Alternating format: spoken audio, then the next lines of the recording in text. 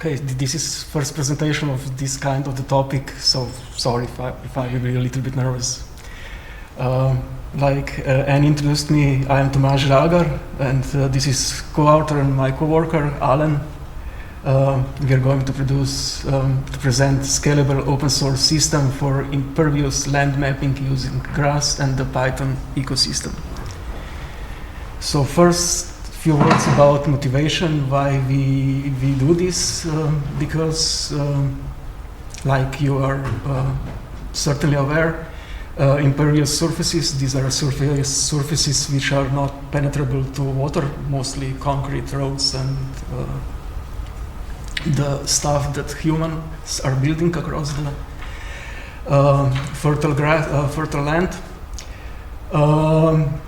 The impervious surface contributes to environmental degradation. In Slovenia, there are two problems about this. One is we are losing the fertile soil because we tend to build whatever on this soil. And the other problems are floods, because I don't know if the farmers are building some roads to their fields to have access with the hard machinery. They can obstruct the flow of the water, and then there are floods and problems and so on. There is a need for continuous monitoring.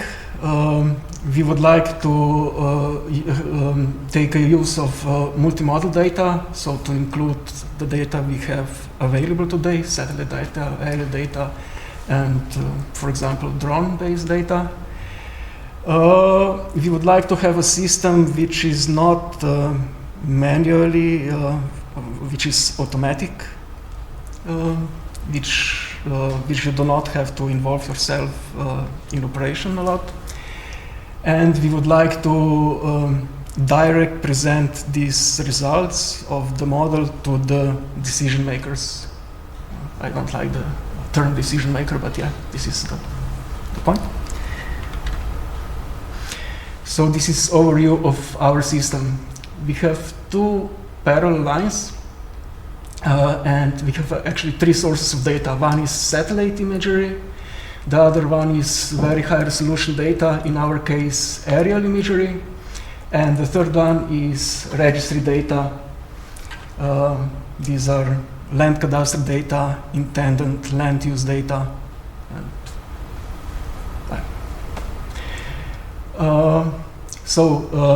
We automatically download satellite imagery data, in our case Sentinel-2. We perform classification on this data. Then we put the data into time series. And when we have data in the time series, we can detect the changes. So we have classified data in time series. We can detect at which time the change occurred. This change detection triggers semantic segmentation of aerial imagery. Once the aerial imagery data are segmented, we run post-processing on them. I will talk about this a little bit later, but the post-processing is mostly to remove the fertile soil, because our model, which is based on random forest, doesn't distinct between the impervious surface and ground soil. Once we have this data post-processed, we overlay the registry data on it. And the registry data, like I mentioned, is mostly intended land use data and the cadastre of parcels. And the result is a layer of polygons with some attributes from registry data, which we, before it goes to dissemination, we manually check the results if they are okay. This is the only manual step in this automatic process. And then there is dissemination. So we get like a usable layer which can be served on web service and overlaid in QGIS over the data. Just for example, here we have Sentinel-2 data of region in Slovenia, and there is aerial imagery of the same data. So this on this one we detect the change, and when we get on which part the change is detected, we do the semantic segmentation with the aerial imagery. So first, how do we download Sentinel-2 data? We use Planetary Computer Stack API because it has consistent user interface, and it's not user interface. It is light. It can be used in Python efficiently. The data are automatically downloaded, and we, in this article of ours, we downloaded the data in the time span from 1st of January 2020 till the 31 October this year. And these are the 7 regions of the Sentinel-2 scenery for Slovenia.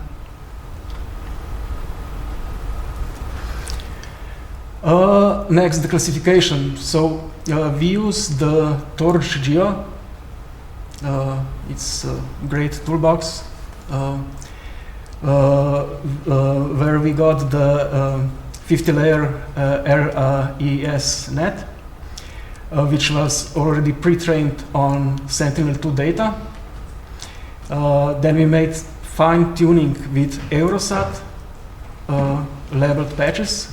These patches are 46 times 46 pixel, and since Sentinel data is 10 meter per pixel, we have regions 640 times 640. We normalized the data. We also augmented the data to have more stuff for machine learning. And the output of this classifier is 10 land cover classes. We will see which classes are these later. We also calculated the stability of this model. It was 97% after fine-tuning with the labeled patches.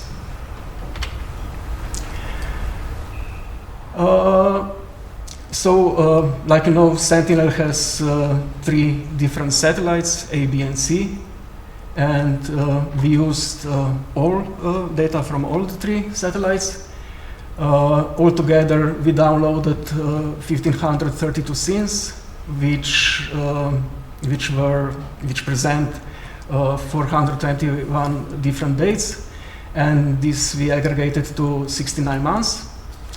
Then we imported this into grass space-time raster dataset, where we did another aggregation of this time series. So the result was a series of 6-month periods. And the aggregates are reclassified like this. So we put them into 2 classes. First class, potentially impervious, and the other class, which are not impervious. These are the 10 classes I was mentioning before.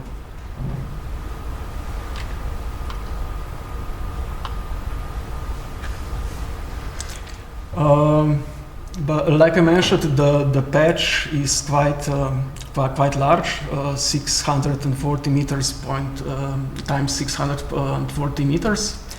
So in reality, it contains multiple land cover types. In our procedure, we were quite conservative. We require that the change persists in time. It's not enough that only one section of this one period of our time series detects change, but this change has to be persistent through at least 3 time series. And this is, of course, we probably miss some changes, but in this way we are quite certain that the changes we see are certain or likely certain. Aerial imagery in Slovenia. We have quite non-homogeneous data because the data, the aerial imagery is taken for 1/3 of the country each year. So it takes 3 years to get the data for all of the country, and we have to take into account regional and seasonal differences.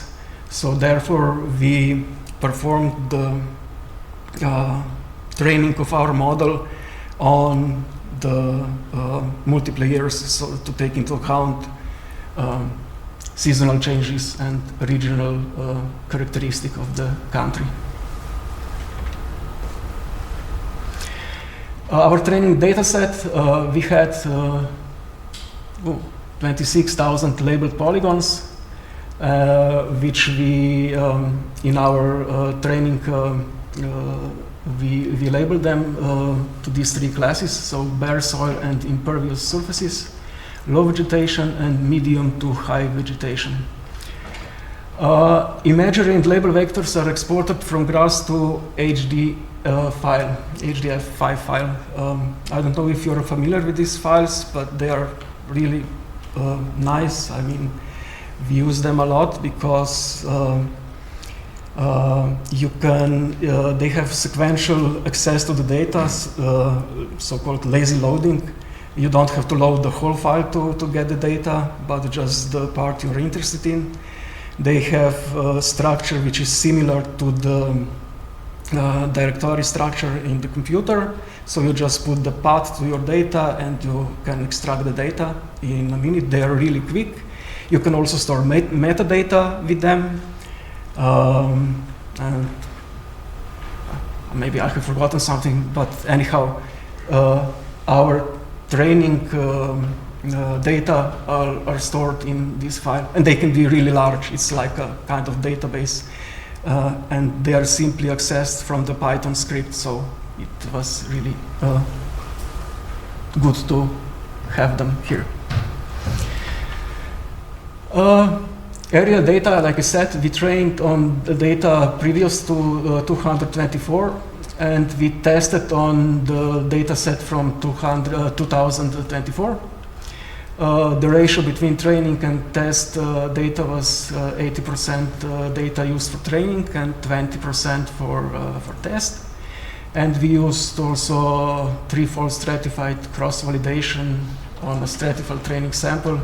This is to get more fair model, more statistically, I don't know, correct model.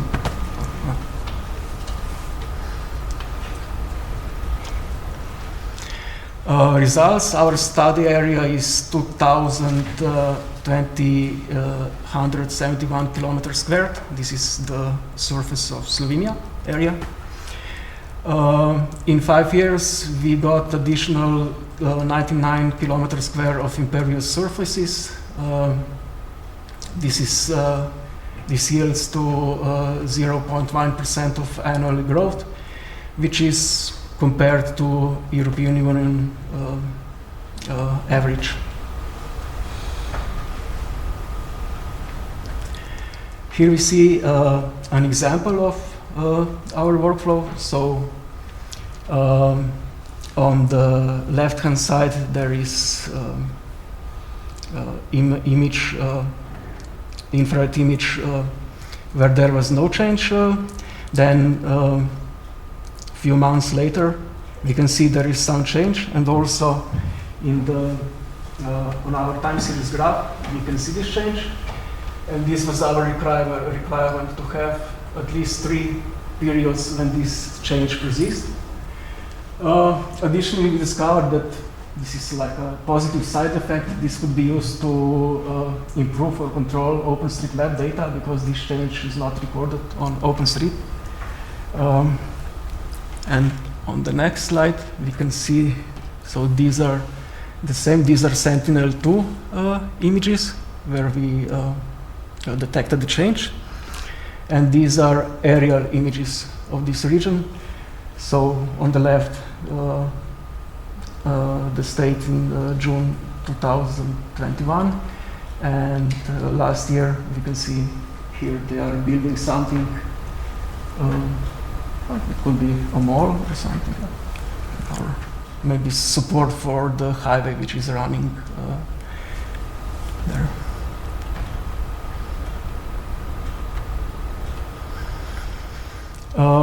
We performed semantic segmentation on the whole country, and the data in yellow. These are three classes, because we classified on the three classes. The darkest one is impervious surface and bare ground. This one, the green one, is low vegetation, and the yellow one is high vegetation. Like you see, we have a lot of trees and high vegetation.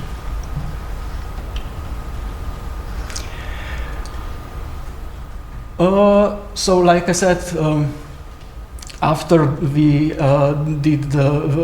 do the semantic classification, we post-process the data to put away the bare soil and to get really only the impervious surfaces. Results are manually verified before dissemination. This is necessary because these are like official data, official layer. And we overlay the data with the registry of data, like I showed you in the beginning, where we had overview of the model. So we overlay them with the land cadastre, planned land use, and spatial planning acts. And these are the attributes we add to our layer from this registry data. This is another example. So again, on the left hand side, the status of the land before, and after a few years, new impervious surfaces, and these red polygons. These are the results of our semantic segmentation, which, like you see, it's quite accurate.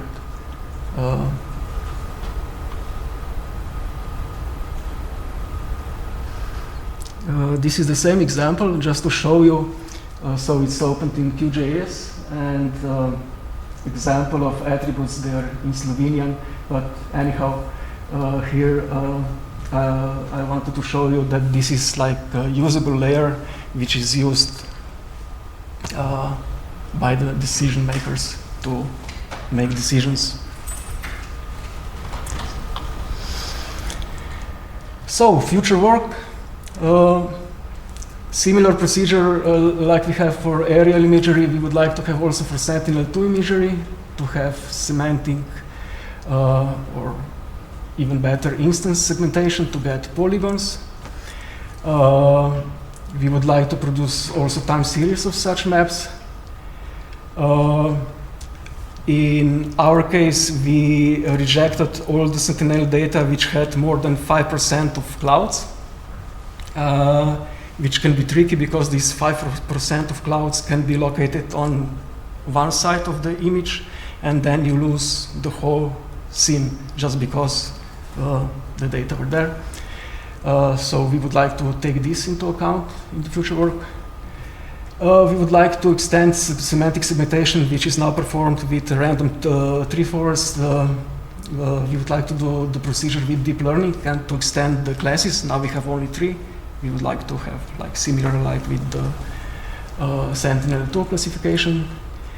And yeah, we would like to add also some other modality of data, not only satellite and aerial data. And this concludes the presentation. These are some acknowledgements I would like to make, which make this presentation and work possible. The framework project, our institute, and FOSS4G. Thank you. much, Tomas. Any questions from the audience today? Yes.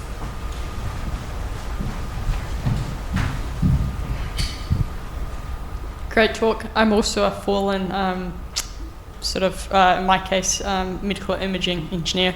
But my question was whether or not you just played around with a simpler kind of machine learning approach initially, something like random forest directly from the Sentinel to imagery, and then I guess after that doing some polygonization of classes of a certain, where you had points clustered. Thanks. I guess we played around a little bit, but I would ask my coworker. He's like a mastermind behind the procedure. I know the general model, but he knows everything.